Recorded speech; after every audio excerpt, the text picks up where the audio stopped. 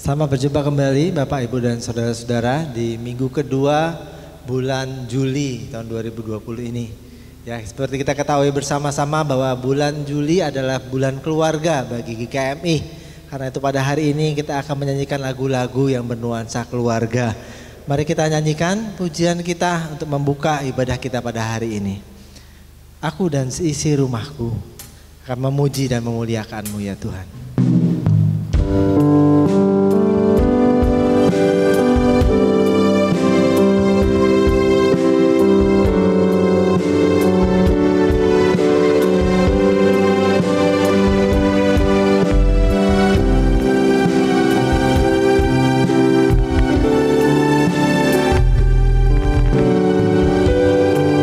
Bersatu dalam kasih.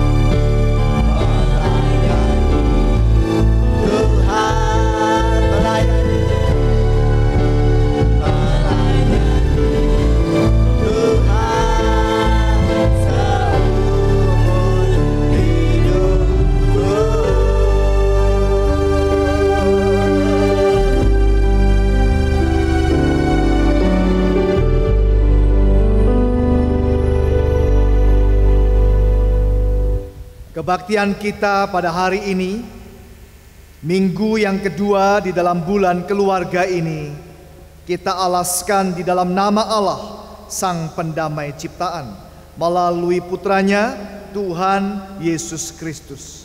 Kasih karunia, rahmat dan damai sejahtera kiranya turun atas kita sekalian di dalam nama Allah Bapa, Allah Putra, dan Allah Roh Kudus. Amin. Mulia bagi Bapa, bagi Anak, serta Roh Kudus. Kami bermulanya sekarang dan akan jadi selama-lamanya.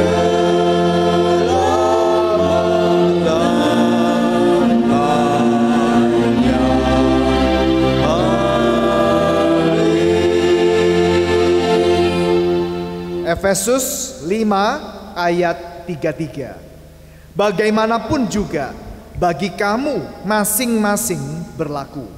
Kasihilah istrimu seperti dirimu sendiri, dan istri hendaklah menghormati suaminya. Amin.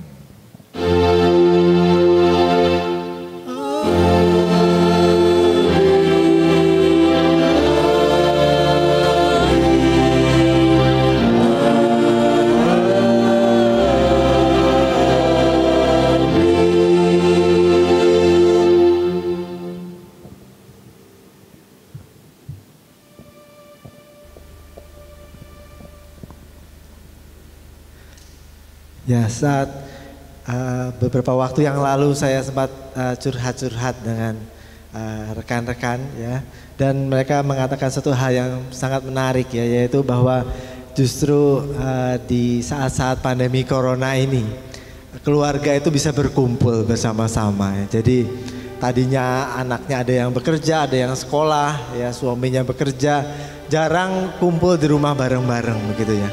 Tapi karena pandemi ini semua bisa berkumpul bersama-sama. Dan saya pikir daripada kita meratapi, lebih baik kita mensyukuri apa yang bisa kita nikmati bersama, yaitu kebersamaan dalam keluarga kita. Jadi mari kita menikmati, kita meresapi dengan sungguh saat-saat dimana kita bisa bersama-sama dengan keluarga. Mari kita nyanyikan sebuah pujian kembali, yaitu keluargaku adalah sorgaku.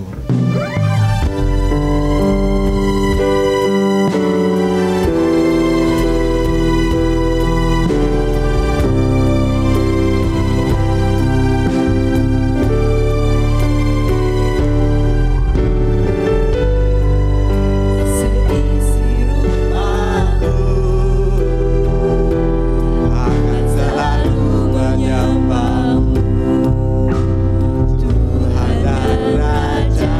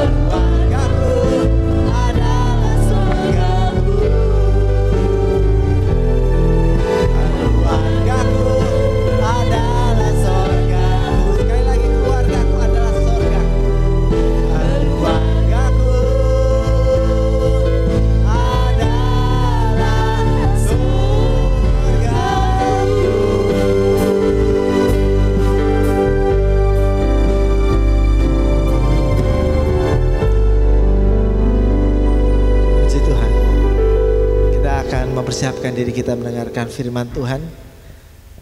Kita akan menyanyikan sebuah pujian, dan pujian ini menarik sekali, yaitu bahwa dikatakan bahwa rumah Tuhan, ya, itu adalah kita masing-masing sebagai orang yang percaya.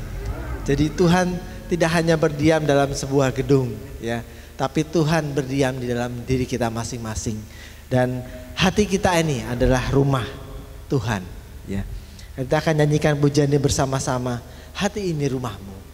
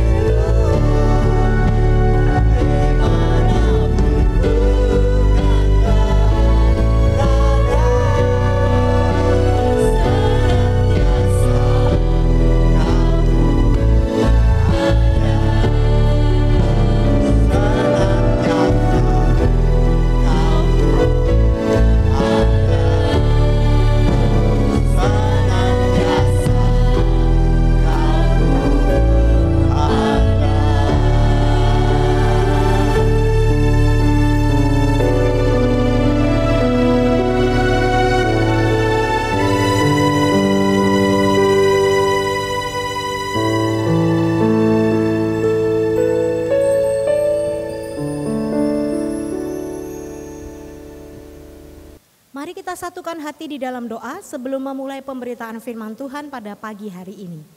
Kami datang kepada Tuhan, kami membawa ucapan syukur kami mau bersyukur atas pertolongan Tuhan yang tidak pernah terlambat di dalam hidup kami. Sehingga kami hari ini, pagi hari ini, boleh dalam keadaan yang baik dan siap untuk menikmati pemberitaan kebenaran firman Tuhan. Tolonglah kami yang Tuhan, agar ketika kata demi kata pemberitaan firman Tuhan disampaikan, kami dibuat paham, kami siap untuk menerima berkat firman Tuhan yang Tuhan sediakan secara khusus bagi kami. Inilah doa kami, di dalam nama Yesus kami berdoa dan mengucap syukur. Amin. Shalom Bapak Ibu jemaat Tuhan, mari kita akan memulai pemberitaan firman Tuhan kita pada pagi hari ini dengan sebuah tema, apakah peranmu sudah tepat? Kita buka bersama di dalam Efesus pasalnya yang keempat, ayatnya yang ke-15 sampai dengan 16. Efesus pasal 4 ayat 15 sampai dengan 16, demikian bunyi firman Tuhan. Tetapi dengan teguh berpegang kepada kebenaran di dalam kasih kita, bertumbuh di dalam segala hal ke arah Dia, Kristus yang adalah kepala. Daripadanya lah seluruh tubuh yang rapi tersusun dan diikat menjadi satu oleh pelayanan semua bagiannya, sesuai dengan kadar pekerjaan tiap-tiap anggota, menerima pertumbuhannya dan membangun dirinya di dalam kasih. Berbahagialah setiap kita yang merenungkan firman Tuhan, terlebih melakukannya di dalam hidup kita setiap hari. Bapak Ibu, baik sebelum kita mendalami teks kita pada pagi hari ini, saya ingin Bapak Ibu menyaksikan, memperhatikan dengan seksama slide-slide yang akan ditampilkan dengan pelan-pelan. Ada beberapa gambar yang perlu kita simak dan perlu kita lihat maknanya apa dari gambar-gambar tadi Bapak Ibu. Silakan Bapak Ibu menyaksikannya dan menyimpan komentar di dalam hati Bapak Ibu.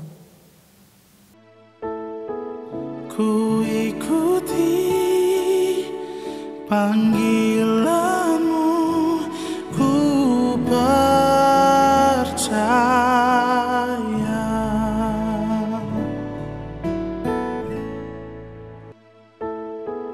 Ku ikuti panggilanmu, ku percaya.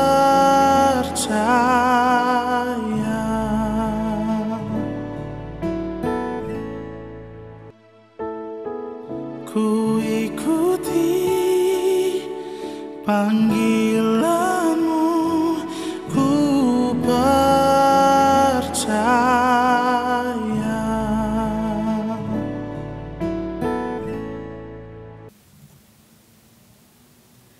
Setelah berkenalan dengan teologi pembebasan melalui khotbah saya pada beberapa waktu yang lalu, tanggal 28 Juni, minggu ini kita akan berkenalan sedikit saja dengan satu teologi yang disebut dengan teologi mistis.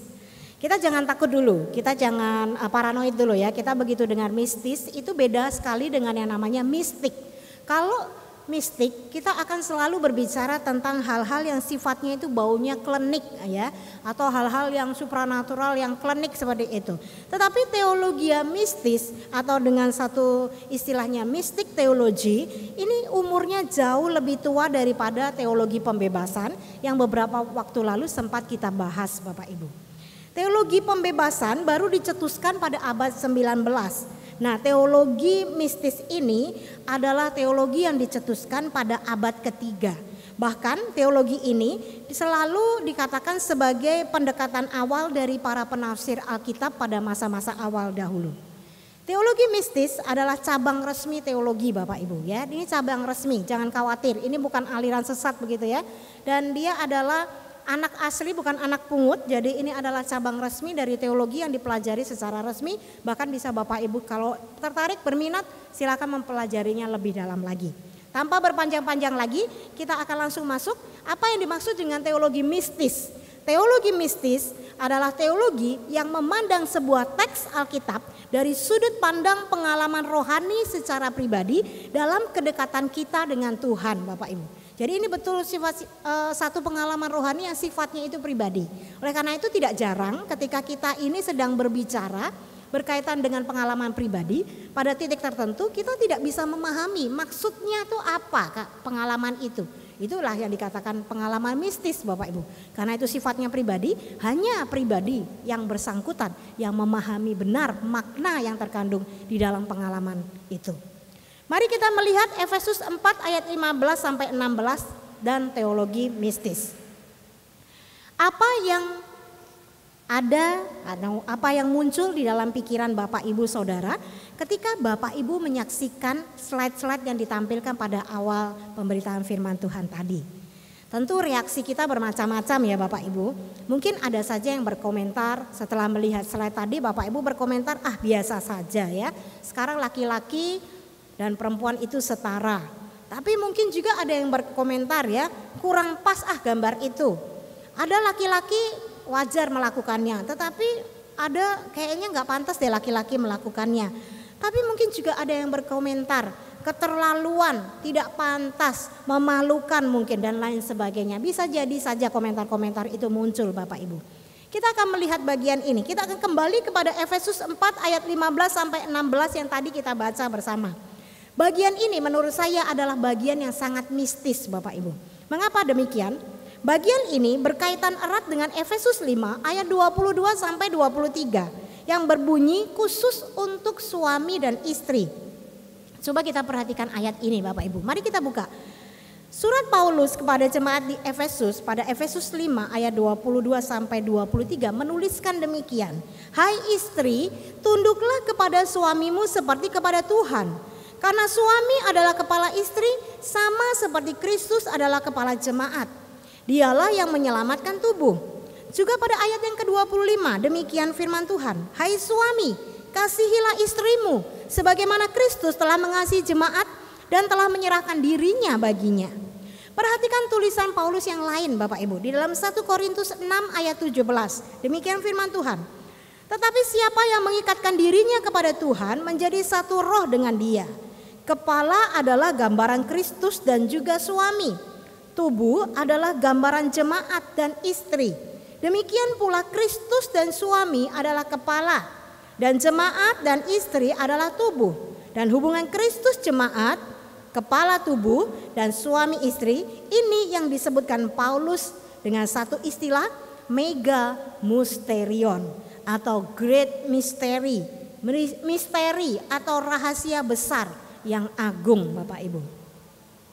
Yang menarik di sini, yang menarik dari pesan yang mau disampaikan dari mega mysterion ini adalah satu hubungan yang sifatnya itu fungsi dan peran Bapak Ibu. Hubungan di sini tidak bermaksud ingin mengatakan satu hubungan yang seperti hierarki. Kalau kita bicara fungsi dan peran itu kita punya kesetaraan. Tapi kalau kita berbicara tentang hierarki itu berbicara tentang hubungan top and down Bapak Ibu. Ada yang lebih utama, ada yang lebih penting, ada yang menguasai. Tapi ada juga yang bagian yang minoritasnya yang ada di bawah yang dikuasai. Perlu dicatat siapa Rasul Paulus? Rasul Paulus yang menulis bagian ini adalah seorang Yahudi Tulen ya Bapak Ibu ya, yang sangat kuat sekali dengan sistem patriarkalistik yang menganggap kaum laki-laki itu jauh lebih dominan, yang punya power, yang punya suara untuk didengarkan. Dia sedang berbicara bagian ini kepada jemaat di Efesus di mana surat ini dilayangkan untuk mereka. Ini menarik sekali. Gambaran Paulus di sini bukan siapa di atas siapa, bukan siapa melayani siapa, atau mana atasan dan yang mana bawahan. Tetapi Paulus hendak menegaskan dengan sangat jelas bahwa masing-masing memiliki fungsi dan perannya Bapak Ibu. Itu yang mau ditegaskan oleh Paulus lewat suratnya kepada jemaat di Efesus. Istri bukan subordinat. Bukan pula bos, ya bahaya ya, karena ini perlu dicatat baik-baik karena dewasa ini banyak sekali gerakan-gerakan feminis yang mau dilakukan, yang mau diberitakan, yang terus-menerus membela dan menyuarakan suara perempuan, yang kadang-kadang kalau tidak hati-hati kita bisa kebablasan juga. Oleh karena itu saya tegaskan, istri bukan subordinat, tetapi juga bukan bos. Demikian pula berlaku untuk suami Bapak Ibu. Jadi dimaksudkan di sini kita tidak sedang mau berbicara atau membahas tentang patriarkalisme, tetapi juga tidak mau berbicara atau menyinggung soal feminisme. Sebagai kepala dan tubuh, masing-masing itu punya fungsi yang tidak dapat ditukar alih Bapak Ibu. Nggak bisa tukar-tukeran, yang kepala jadi tubuh, yang tubuh jadi kepala, nggak bisa Bapak Ibu. Ini benar-benar berbicara tentang fungsi dan peran yang tidak bisa diganggu-gugat, yang nggak bisa ditukar. Bayangkan. Kristus digambarkan sebagai kepala yang tidak bisa apa-apa tanpa tubuh dan jemaat. Digambarkan tanpa tubuh dan jemaat itu digambarkan sebagai tubuh yang tidak bisa apa-apa tanpa kepala. Ya kita jelas saja ya. Itu digambarkan kita pikirkan dengan harafiah juga kita mudeng ya. Bagaimana tubuh jalan sendiri tanpa kepala, kepala jalan sendiri ya. Inclik-inclik itu jalan sendiri juga tidak mungkin. Jadi itu sebenarnya maksudnya seperti itu. Demikian pula suami tidak bisa tanpa istri. Dan istri tidak bisa tanpa suami Bapak Ibu. Setara, seimbang, sejajar, saling melengkapi. Itu maksud daripada kalimat ini ditulis. Ini adalah hasil pengalaman rohani dalam kedalaman batin seorang Paulus, di mana dia hidup dekat dengan Tuhan. Pengalaman batin yang dia dapatkan lewat pengertian-pengertian yang penuh dengan hikmat Tuhan yang tidak bisa kita dapatkan hanya level cendekiawan ya. Kalau orang pintar itu pasti bisa lah. Paulus kan pintar begitu ya. Tidak Bapak Ibu. Pemahaman ini didapatkan karena kehidupan yang dekat dan pengalaman pribadi dengan Tuhan. Yang saya katakan tadi, yang juga Paulus maksudkan di sini, yaitu suatu pengalaman mistis yang adikodrati. Jadi suami dan istri sama-sama berfungsi atau berperan, diikat menjadi satu di dalam pelayanan dan kadar pekerjaan masing-masing, sama-sama bertumbuh dan membangun diri di dalam kasih. Efesus 4 ayat 16, yang atas dasar kebenaran firman Tuhan dan kasih menjadi semakin serupa Kristus dari hari ke hari. Jadi para istri juga jangan kecil hati ya, kalau kita ngerjakan pekerjaan kita di rumah yang gak pernah ada habisnya 24 jam itu ya Bapak Ibu. Rumah habis dibersihkan kotor lagi, habis kita bersihkan kotor lagi, kerjaan dari buka mata sampai kita tidur gak pernah ada selesainya kalau mau dikerjakan. Jangan pernah putus asa Bapak Ibu. Jangan pernah putus asa juga istri-istri, ibu rumah tangga sejati. Karena apa yang kita kerjakan itu sebanding, senilai, setara dengan yang sedang dikerjakan oleh suami dalam bagian mereka sebagai suami atau kepala. Mari kita melakukan penerapan Bapak Ibu. Kita jangan pernah berkata seperti ini Bapak Ibu ya. Suami itu pantasnya bekerja di kantor. Ya, sekarang kalau kita lihat dunia pekerjaan sekarang berkembang luar biasa. Tidak semua pekerjaan suami itu di kantor kalau boleh Bapak Ibu bayangkan. Apalagi gini ya, WFH ya, semua kita kerja di rumah. Mana ada kerja di kantor begitu ya. Jadi istilah ini kayaknya udah terlalu jangan terlalu dipakai lah. Udah nggak terlalu up to date menurut saya. Dan juga kita tidak boleh mengatakan seperti ini. Suami pantasnya kerja di kantor, tidak boleh mengerjakan pekerjaan rumah. Demikian juga kita berkata kepada istri. Istri itu tidak pantas bekerja. Pantasnya itu mengerjakan pekerjaan rumah, ngurus anak seperti itu ya. Jadi kalimat-kalimat seperti ini menurut saya udah nggak up to date, udah nggak ngikutin zaman lagi. Walaupun saya sedang tidak mengolok-olok bagian ini, karena jika kita melakukan benar bagian ini, Tuhan katakan fungsinya itu setara dan sebanding dengan yang dikerjakan oleh suami atau pria. Apalagi saat ini ya, saat ada tuntutan ekonomi, saya mendapati bahwa pasangan muda sekarang, jika Bapak Ibu perhatikan, ya, jadi kita memang ada beda generasi, itu pasti ada beda pergumulan dan perkembangan yang ada. Kalau kita perhatikan pasangan muda sekarang jarang ada yang istrinya tidak bekerja Bapak Ibu. Jadi suami dan istri itu bekerja sama-sama bekerja, punya karir tertentu, tetapi mereka juga berusaha pandai mengatur kehidupan rumah tangga mereka, bahkan ketika anak-anak yang dipercayakan ada lahir di tengah keluarga mereka. Dan mereka so far so good, show must go on, tetap melakukan bagian mereka baik-baik. Ini menarik sekali. Mari kita perhatikan ketika tuntutan ekonomi terjadi, suami dan istri bisa masing-masing punya pekerjaan dan karir. Dan yang penting adalah sebenarnya bukan kepada siapa berkarir, siapa yang harus di rumah, siapa yang harus berkorban begitu ya. Pada level tertentu, pada pergumulan dan titik tertentu silakan itu menjadi diskusi bersama yang diputuskan bersama. Dalam arti ketika semua itu sudah diputuskan bersama, kita akan tahu pengambilan keputusan, pekerjaan yang dilakukan, hal-hal yang dilakukan itu punya nilai dan dasar serta tanggung jawab yang benar di hadapan Tuhan. Saya mendapati banyak wanita karir itu alasannya berkarir itu apa? Sorry ya kalau ada yang tersinggung ya. Karena dulu saya pernah mendengar teman saya sendiri mau kerja kantoran. Karena kalau di rumah itu pusing, ngurusin anak, ngurusin rumah tangga, ngurusin nyapu ngepel gak ada habisnya. Enak di kantor, ya selalu wangi, selalu cantik. Dan begitu pulang anak sudah tertata rapi, rumah sudah baik dan tinggal istirahat. Banyak orang berpikir seperti itu. Oleh karena itu saya garis bawahi di sini. Kita sedang berbicara tentang fungsi dan peran yang baik di hadapan Tuhan, yang dapat dipertanggungjawabkan di hadapan Tuhan. Kalau alasan pekerjaan kita karena tanda kutip itu sesuatu untuk melarikan diri dari hal yang sebenarnya harus kita kerjakan, Anda sedang berdosa di hadapan Tuhan.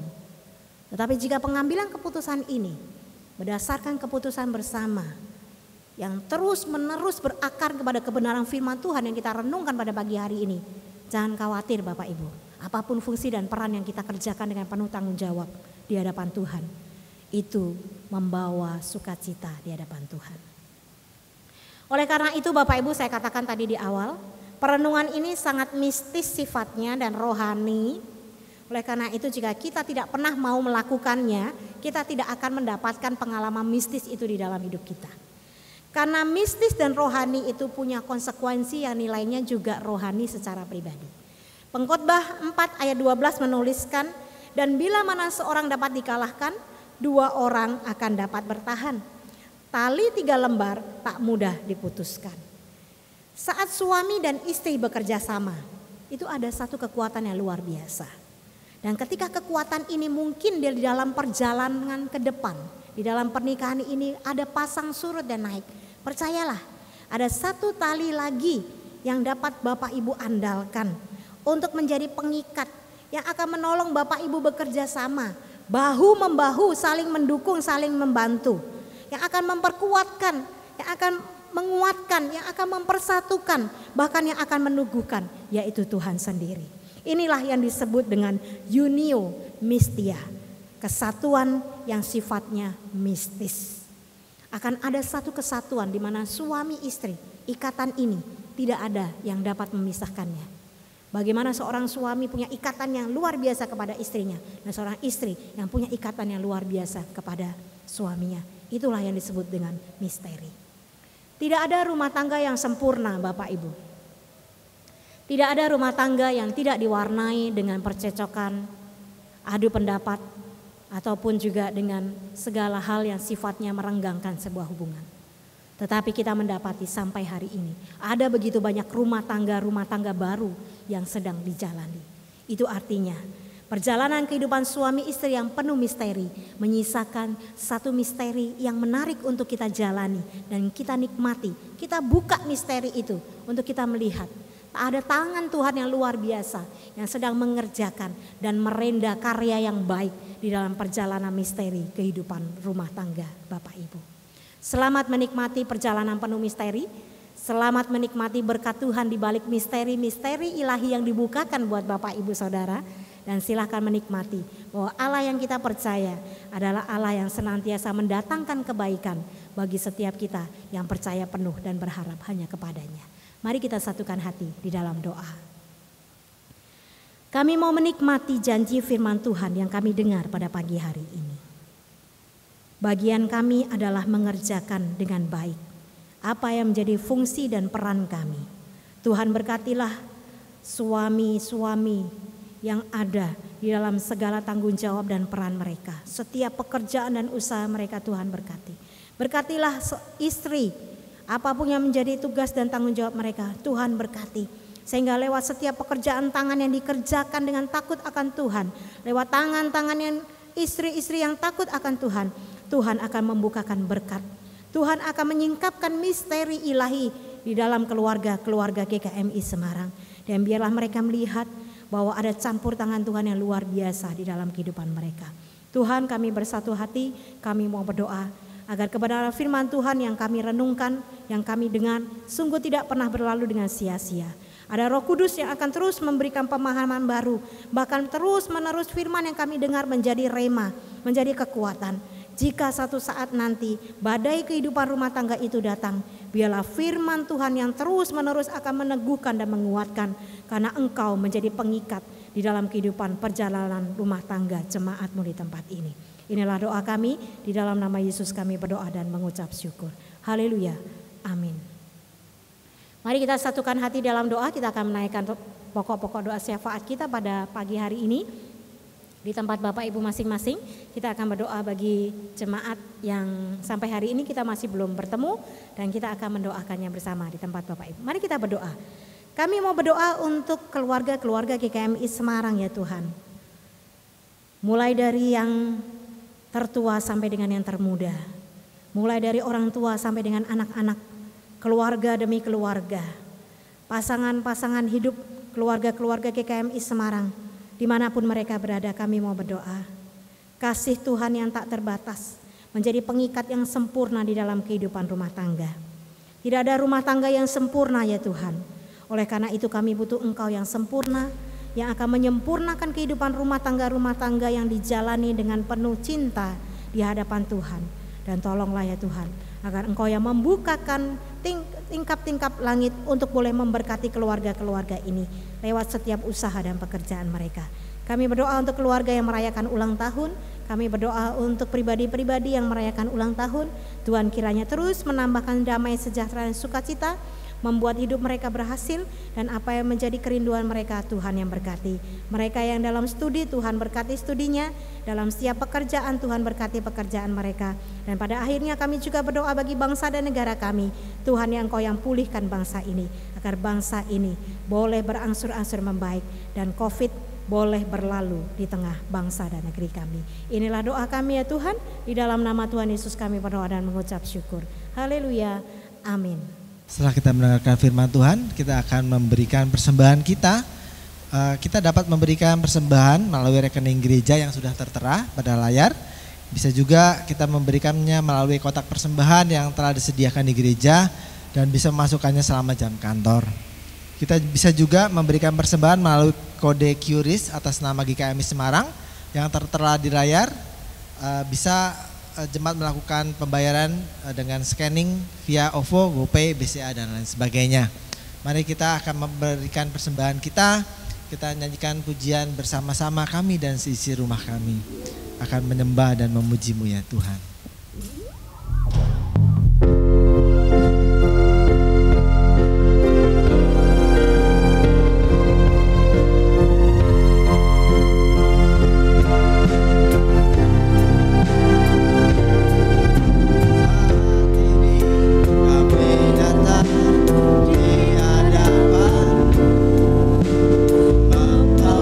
Hidup kami bagai korban yang harum.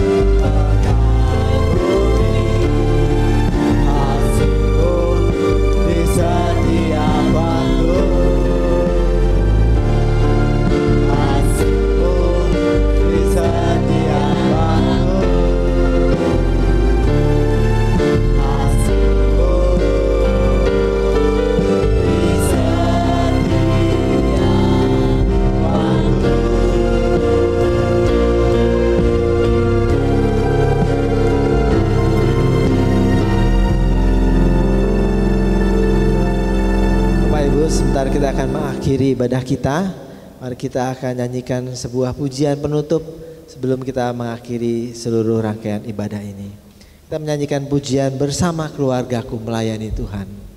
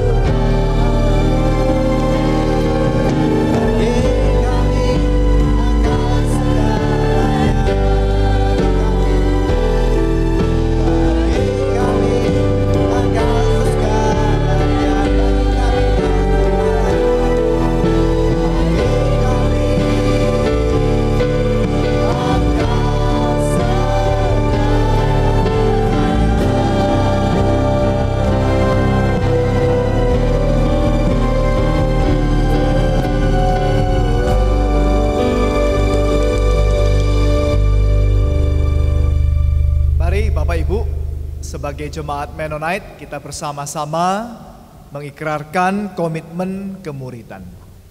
Kami bersaksi bahwa tidak seorang pun dapat sungguh-sungguh mengenal Kristus kecuali ia yang mengikutinya setiap hari dalam kehidupan. Kita akan kembali ke dalam aktivitas kita masing-masing Bapak Ibu sekalian. Dan kiranya kita selalu mengingat firman Tuhan di dalam kehidupan kita, sehingga kita dapat melakukan peran kita masing-masing. Sekarang bukalah hatimu dan terimalah berkat daripada Tuhan. Kasih karunia Tuhan Yesus Kristus dan kasih Allah Bapa dan persekutuan dengan Allah Roh Kudus Allah Tritunggal menolong kita, memberkati dan menyertai kita sekalian hari ini sampai selama-lamanya. Amin. Kepada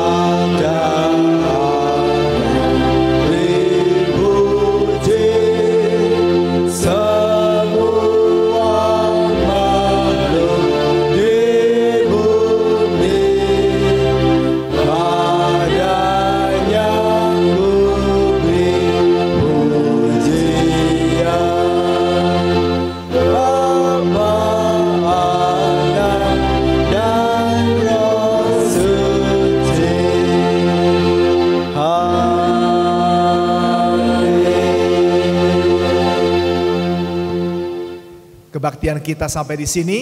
Saat teduh, Tuhan memberkati.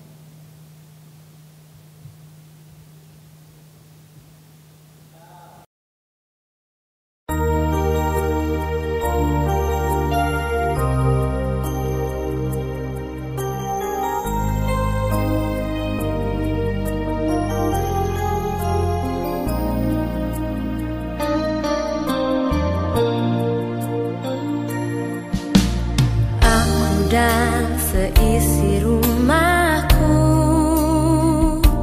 akan selalu menyembah-Mu, Tuhan dan Rajaku, di dalam kasih karunia-Mu yang hidup saling melayani dan melayani-Mu. Aku dan seisi rumahku akan selalu menyembah-Mu, Tuhan Tuhan dan Rajaku, di dalam kasih karunia-Mu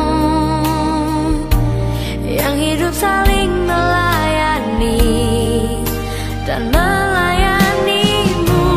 Bila Tuhan menjadi kepala rumah ini, maka berkat kehidupan tercurah selalu. Datanglah kerajaan-Mu, jadilah kehendak-Mu, ku alami setiap waktu. Keluargaku adalah sorgaku.